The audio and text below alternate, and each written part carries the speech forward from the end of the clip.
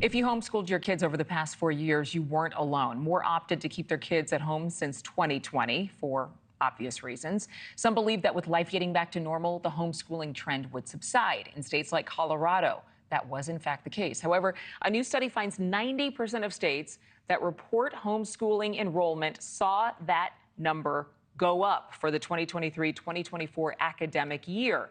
In Louisiana, for example, a steady increase in homeschooling over the past 4 years. The trend of growth ranging anywhere from just 8% in places like Wyoming to nearly 70% more kids being homeschooled in places like Rhode Island. Daniel Buck is an assistant principal at a Wisconsin charter school and a senior visiting fellow at the Fordham Institute. Thank you so much for being with us today, Daniel. I got to ask you, I could throw a whole bunch of stats out there, but I want you to keep it simple for us. We're all ears. Why are more homeschooling? Well, thanks for having me on. The reason that people choose to homeschool, they're as variable as families that homeschool. So they don't approve of the curriculum in schools. Either they think it's mediocre and they want to give something a little more challenging to their students, or they don't like the ideology that kind of underlies any curriculum. Curriculum that you're going to give is always going to have some values underneath it, and whether it's too conservative or too liberal, families want to choose something that just more aligns with their values. But the surveys say one of the #1 reasons is behavior. Post-pandemic behavior is significantly worse. More fights, more talking out of turn, more drugs, more weapons, all of these kinds of things. And families just don't want their students exposed to that kind of thing. And when it comes to how to approach that violence and those kids misbehaving, there's this restorative practice that's become very, very common on school campuses. What are the current school policies for students who've exhibited repeated problems, repeated violence?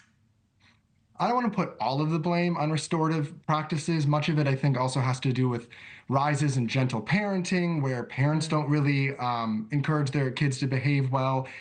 Post-pandemic, kids coming back, readjusting to the norms of school, phones. There's a lot of things that's causing this rise in misbehavior. But right now, the trendy response to that misbehavior isn't what you or I might know, where we get a lunch detention, we get called to the assistant principal's office, Right. maybe a day's in-school suspension, these kinds of things, lost recess. Instead, it might just be a conversation, a heart-to-heart. You go to cool-down rooms where you get a snack and get to sit on bean bags. And if you're rewarding misbehavior with something like a bag of hot Cheetos and 10 minutes to chill on a beanbag, we shouldn't be surprised that it doesn't really curb that misbehavior. What do you think? I mean, you're around kids every single day. What would be true restoration for some of these children who are having a hard time readjusting, whether it's because of isolation over the time of the pandemic, or because their parents are too lenient, or because they just have a mental health issue that hasn't been addressed? Well, it's both and. The problem isn't restorative conversations themselves. It's when those replace behavior structures and consequences. So the appropriate response to any misbehavior is you call the kid in, you give them some sort of consequence, whatever it is that's fitting to the crime. Maybe it's just 2 minutes they stay in and talk to their teacher. Maybe it's a lunch detention. It really depends on what happens. You know, I can't give one response to every behavior. And you talk to the student, say, why did this happen? What can you do next time?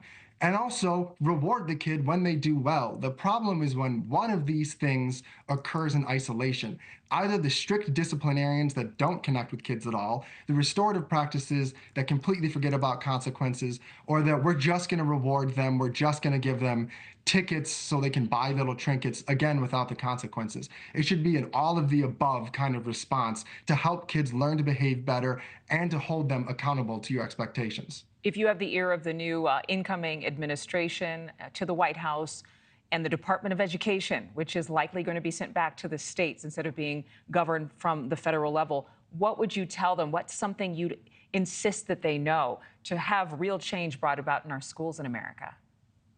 Honestly, just like you said, and you implied that this administration is kind of leaning towards, is I would leave it up to the states, leave it up to the local jurisdictions. Part of the reason we found ourselves in this position is we've had a lot of dear colleague letters from the Obama administration in particular that dictated discipline policies to schools. And there are just so many variables on the ground, and trying to set discipline policy from the federal level is just too far away. And all you end up doing is either pushing schools too strict or too lenient and tying the hands of administrators and teachers to respond to students in the way that these students really need. Thanks so much for watching. Go to joinnn.com to find NewsNation on your television provider. And don't forget to click the red subscribe button below to get more of NewsNation's fact-driven, unbiased coverage.